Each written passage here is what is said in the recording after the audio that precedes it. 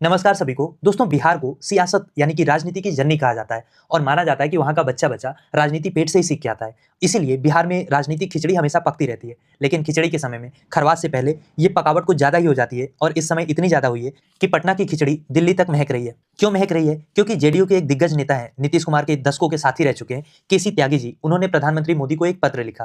त्यागी जी ने इसमें मांग किया इस पत्र में कि नीतीश कुमार को भारत रत्न दिया जाए, क्योंकि नीतीश बाबू समाजवादी आंदोलन का एक अनमोल रत्न है और जिस तरीके से 2024 में जननायक कर्पूरी ठाकुर और चौधरी चरण सिंह को सम्मानित किया गया था भारत रत्न देके, उसी तरीके से नीतीश कुमार भी उसके हकदार हैं। अब मसला यहाँ पे ये हो गया कि त्यागी जी के इस लेटर से जेडीयू खुश नहीं हुई, उल्टा नाराज हो गई, उनके ऊपर भड़क गई। पार्टी ने आधिकारिक तौर पे ये बयान जारी किया कि ये केसी त्यागी जी की पर्सनल व्यू है, उनकी पर्सनल मांग है, पार्टी का इससे कोई लेना देना नहीं है। और इतना ही नहीं, खबर यहाँ तक आ रही है कि पार्टी ने केसी त्यागी को पूरी तरीके से पार्टी से निकाल दिया है, उनसे किनारा कर लिया है। अब सवाल यहाँ पे ये है कि जेडीयू के सबसे बड़े नेता को भारत का सबसे बड़ा सम्मान देने की कोई इंसान बात कर रहा है, उस पर पार्टी खुश होने की बजाय भड़क क्यों गई? तो रीजन ये है कि चाहे राष्ट्रपति का पद हो, उपराष्ट्रपति का पद हो या फिर भारत रत्न की बात हो, जब आप इसको राजनीतिक चश्मे से देखेंगे ना, ये किरदार भले ही बहुत बड़ा लगे, ये पद बहुत बड़ा लगे, लेकिन दरअसल ये किसी सक्रिय नेता के करियर को खत्म या यूं कह लें कि शिखर पे पहुंचने के बाद सम्मानजनक विदाई के रूप में देखा जाता है। ये कुछ ऐसे आप समझिए कि अभी आपको लग रहा है कि अभी आपको 20 साल सर्विस करनी है, पता चला कोई आपके रिटायरमेंट का फेयरवेल की पार्टी दे रहा है, तो पार्टी कितनी भी अच्छी हो, कितनी भी बंपर हो, आपको वो पार्टी अच्छी तो नहीं लगेगी कि यार मेरे रिटायरमेंट की पार्टी तुम क्यों कर रहे हो। तो इस मांग की वजह से नीतीश कुमार के सपोर्टर्स को, नीतीश कुमार की पार्टी को कुछ ऐसा ही लग रहा है कि बीजेपी जो उनका एग्जिट प्लान है दरअसल उसको सामने रख रही है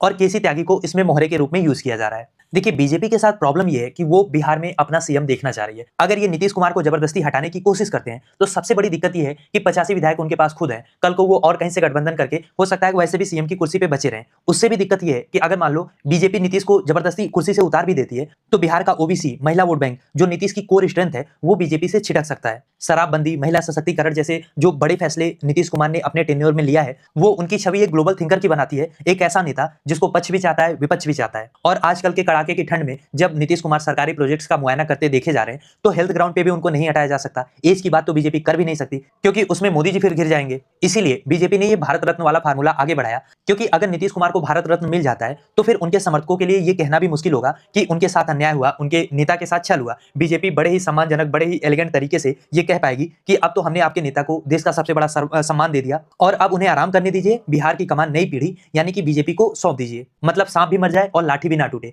नीतीश कुमार भी हट जाए और उनका वोट बैंक भी बीजेपी से दूर ना जाए। ये पूरी स्ट्रेटजी है जिसकी हवा तो फिलहाल जेडीयू ने निकाल दी है। खैर, अब मेरा सवाल आपसे ये है कि आपको क्या लगता है, क्या नीतीश कुमार वास्तव में भारत रत्न के हकदार हैं या बस उनको हटाने की ये सोची समझी और सम्मानजनक रणनीति थी? लिखिए अपनी राय कमेंट बॉक्स में और अगर अभी तक आपने चैनल को सब्सक्राइब नहीं किया है तो प्लीज चैनल को सब्सक्राइब भी करिए।